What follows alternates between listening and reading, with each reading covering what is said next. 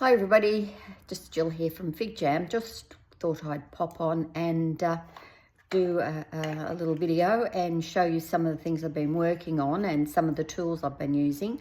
Most of the tools I've been buying are from Temu, which I think everybody now knows is an amazing treasure trove of molds and candle making tools. So I'll just show you here one of the things I've purchased. It's got a bit of wax on it, but it's a threader.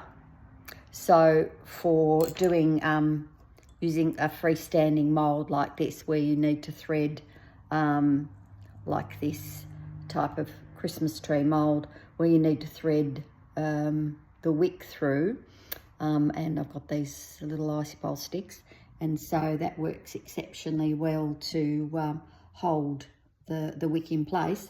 So I got the tool. I think that was $2, and I think I'm finding this roll of wick works quite well on a freestanding pillar, because you need a reasonably slow burning wick, otherwise they melt very quickly. So anyway, that was off Temu. So was this wick threader. It's got like a hole, and you just I find if I wet the end of the wick, it threads through quite well. You see that's a Christmas tree mold, and I've got the large and the small. Today I've been making, as you can see, black Christmas trees, because somebody asked me for black Christmas trees.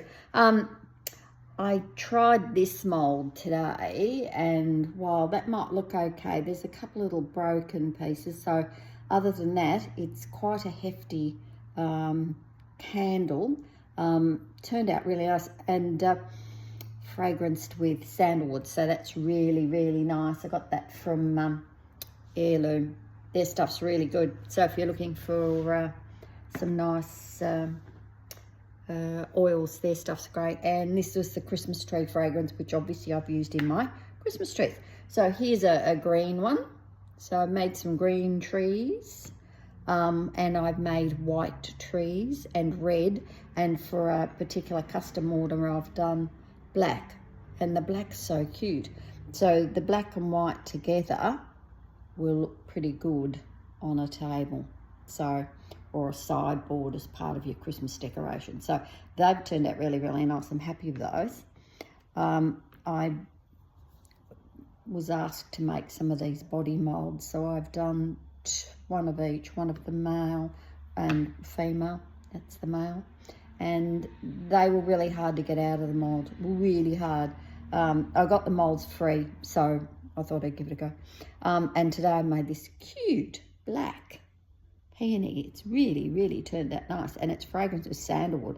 So I'm actually going to put that on top of a jar like this. So I'll be doing filling that jar with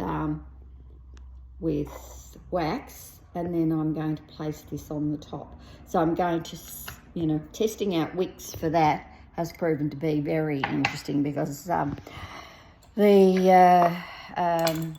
sometimes with the flower at the top, it seems to they burn differently to the wax in the bottom of the jar. So getting the wicking right for that is really proving to be tricky. So anyway, if you've got any great tips on how to get one of those candles with a rose on top, because I've got probably about 40 roses already made, ready to go.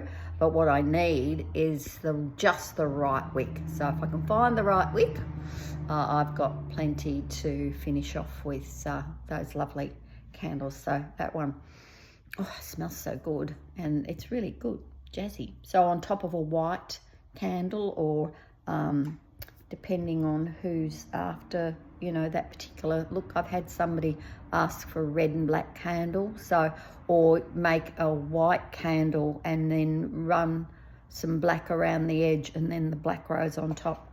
So anyway, all those molds, including this one, came from Temu, and same goes for this. This is the flower mold, all off Temu, and they're all like $1, $2, not very expensive. and well worth it. So anyway, thanks for watching. I'd love to get your feedback on anybody who's using making a flower-topped candle jar. I'd love to hear how you're doing it and what wicks you're using.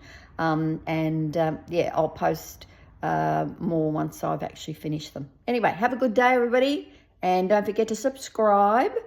I'll share all my good stuff and my bad stuff. Love to hear what you're doing. Okay, thanks everyone. Bye.